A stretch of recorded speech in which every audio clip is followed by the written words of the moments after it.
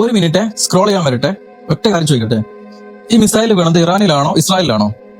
നമ്മൾ ഇന്ന് രണ്ട് വിഭാഗമായിട്ട് മാറിയിട്ടുണ്ട്. ഈ മിസൈൽ ഇറാനിൽ വീണമെന്ന് ആഗ്രഹിക്കുന്ന ഒരു കൂട്ടം ജനങ്ങൾ, ഇസ്രായേലിൽ വീണമെന്ന് ആഗ്രഹിക്കുന്ന ഒരു കൂട്ടം ജനങ്ങൾ. പക്ഷെങ്കിൽ ഞാൻ ഇന്ന് സംസാരിക്കാൻ പോകുന്നത് ഈ മിസൈൽ ഇറാനിൽ വീണാലും ഇസ്രായേലിൽ വീണാലും സന്തോഷിക്കുന്ന മറ്റൊരു വിഭാഗം ജനങ്ങളുണ്ട്. ഞാൻ അവരെ കുറിച്ചിട്ടാണ് ഇന്ന് ഞാൻ സംസാരിക്കാൻ പോകുന്നത്. നമ്മൾ അറിയാത്ത അല്ലെങ്കിൽ നമ്മൾ അറിയിക്കാത്ത ചില കറുത്ത സത്യങ്ങൾ ലോകത്ത് നിലനിൽക്കുന്നുണ്ട്. നമ്മൾ ശ്വസിക്കുന്ന വായു മുതൽ നമ്മൾ ഉപയോഗിക്കുന്ന ഫോൺ വരെ നിരന്തരമായിട്ട് നിരീക്ഷിച്ചുകൊണ്ടിരിക്കുന്ന ചില അദൃശ്യമായിട്ടുള്ള കൈകളുണ്ട് നമുക്ക് പുറകില്. നമ്മൾ അറിഞ്ഞോ അറിയാതെയോ അവരുടെ അജണ്ടകൾക്ക് പിന്നിൽ അടിമകളായിട്ട് മാറിക്കൊണ്ടിരിക്കുകയാണ്. Welcome to Mallu England diaries, the darkest investigation.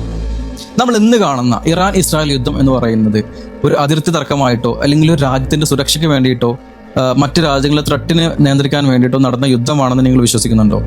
എങ്കിൽ നിങ്ങൾക്ക് പൂർണ്ണമായിട്ടും തെറ്റിയിട്ടുണ്ട്. ഈ യുദ്ധത്തെ നിയന്ത്രിക്കുന്നത് ഖമേനിയോ അല്ലെങ്കിൽ നെതന്യാഹുവോ ഡൊണാൾഡ് ട്രംപോ എന്നല്ല യുദ്ധത്തെ നിയന്ത്രിച്ചുകൊണ്ടിരിക്കുന്നത്. ഈ യുദ്ധത്തെ നിയന്ത്രിച്ചുകൊണ്ടിരിക്കുന്നത് ലോകത്തെ ഭീമൻ കുത്തക ഇൻവെസ്റ്റ്മെന്റ് കോർപ്പറേറ്റുകളാണ് ഈ യുദ്ധത്തെ നിയന്ത്രിച്ചുകൊണ്ടിരിക്കുന്നത്. ഓരോ തവണ ഓരോ ലോക്ക്ഹീഡ് മാർട്ടിൻ മിസൈൽ പൊട്ടുമ്പോഴും അല്ലെങ്കിൽ റൈത്തോൺ ഡിഫൻസ് സിസ്റ്റം ഓരോ മിസൈലുകൾ തകർത്തുകൊണ്ടിരിക്കുമ്പോഴും കോടിക്കണക്കിന് ഡോളറുകളാണ് ഇവരുടെ അക്കൗണ്ടുകളിലേക്ക് കുമിഞ്ഞുകൂടുന്നത്.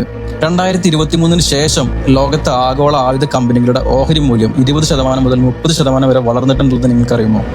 ലോകം എന്ന് ഭയത്തോടെ നോക്കുന്ന മൂന്നാം ലോക മഹായുദ്ധം എന്ന് പറയുന്നത്, പക്ഷേ അതിന്റെ എൻഡർ ഗെയിം ഓൾറെഡി പ്ലാൻ ചെയ്ത് കഴിയപ്പെട്ടു. ഇത് വെറും രാജ്യങ്ങൾ തമ്മിലുള്ള അതിർത്തി തർക്കമായിട്ട് നിങ്ങൾ കാണണ്ട. ഇത് മനുഷ്യരാശിക്ക് മേലുള്ള പൂർണ്ണമായിട്ടുള്ള അധികാരത്തിന് വേണ്ടിയിട്ടുള്ള വടംവലിയാണ്. സ്റ്റോക്ക്ഹോം ഇന്റർനാഷണൽ പീസ് റിസർച്ച് ഇൻസ്റ്റിറ്റ്യൂട്ടിന്റെ കണക്ക് പ്രകാരം ആഗോള ആയുധ കമ്പനികളുടെ ഓഹരി മൂല്യം ചരിത്രത്തിൽ തന്നെ ഏറ്റവും ഉയർന്ന നിലയിലാണ് ഇപ്പം നിലകൊള്ളുന്നുള്ളത്. കാരണം ഈ മിഡിൽ ഈസ്റ്റിൽ നിരന്തരമായിട്ട് നടന്നുകൊണ്ടിരിക്കുന്ന യുദ്ധമാണ് ഇതിന് ഏറ്റവും വലിയ കാരണം എന്ന് പറയുന്നത്. ഇതിൽ ലോകത്ത് നടക്കുന്ന പല യുദ്ധങ്ങളും ജനാധിപത്യത്തിന് വേണ്ടിയിട്ടല്ല. അങ്ങനെയാണ് പുകമറ സൃഷ്ടിച്ചിരിക്കുന്നത്. പക്ഷെ അതൊരു ജനാധിപത്യത്തിന് വേണ്ടിയിട്ടല്ല, മറിച്ച് ഈ ലോകത്ത് ഇന്ന് നടന്നുകൊണ്ടിരിക്കുന്ന എല്ലാ യുദ്ധങ്ങളും വിഭവങ്ങൾക്ക് വേണ്ടിയിട്ടുള്ളതാണ്. ഇറാഖിലായാലും ലിബിയയിലായാലും ഈ നടന്ന യുദ്ധങ്ങളൊന്നും ഭരണമാറ്റത്തിന് വേണ്ടിയിട്ടുള്ളതായിരുന്നില്ല. അതൊക്കെ എണ്ണയുടെ മേലെ ഡോളറിന്റെ ആധിപത്യം സ്ഥാപിക്കാൻ വേണ്ടി നടന്നിട്ടുള്ള ഒരു ബ്ലഡി പവർ പ്ലേ ആയിരുന്നു അത്. ആഗോള ലൈറ്റുകൾ വിഭാവനം ചെയ്യുന്ന ദ ഗ്രേറ്റ് റിസഷൻ എന്ന് പറയുന്ന പുതിയൊരു ലോകക്രമത്തിന് വേണ്ടിയിട്ടുള്ള ഒരു ഗെയിം മാത്രമാണ് ഈ കാണുന്ന യുദ്ധങ്ങളൊക്കെ എന്ന് പറയുന്നത്. യുദ്ധങ്ങളിലൂടെ എണ്ണയുടെ മൂല്യം കുതിച്ച് എണ്ണയുടെ വില വർദ്ധിപ്പിക്കുക, അതുമൂലം ജനങ്ങളെ ദരിദ്രരാക്കുക, ഭക്ഷ്യക്ഷാമം സൃഷ്ടിക്കുക, അവസാനം രക്ഷകരായിട്ട് ഇവർ തന്നെ പിറവിയെടുക്കുക. ഇതാണ് ഇവരുടെ ലക്ഷ്യമെന്ന് പറയുന്നത്.